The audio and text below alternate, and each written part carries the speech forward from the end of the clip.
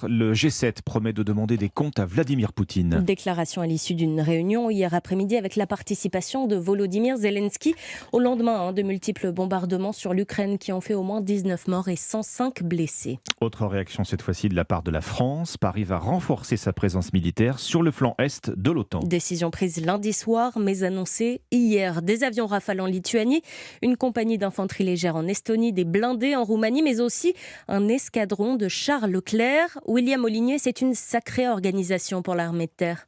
Oui, il s'agit d'une douzaine de chars Leclerc à acheminer jusqu'à Cinku, au centre de la Roumanie. Un char très mobile, l'un des plus performants au monde, fleuron de la cavalerie française. Selon nos informations, les logisticiens de l'armée de terre s'y préparent depuis plusieurs semaines maintenant. 60 tonnes d'acier et de blindage, impossible de les faire rentrer dans des avions de transport type A400M ou Antonov.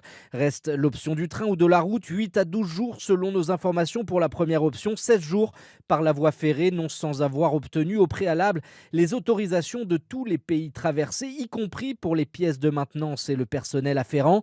Le ratio est de l'ordre d'un logisticien pour 3 à 4 combattants. À Cinku, une base militaire est en construction. Elle doit permettre d'accueillir plusieurs milliers de militaires interalliés au niveau de la brigade. C'est jusqu'à 6 fois plus que le nombre de forces de l'Alliance déployées aujourd'hui dans le pays. William Molinier, spécialiste défense d'Europe 1.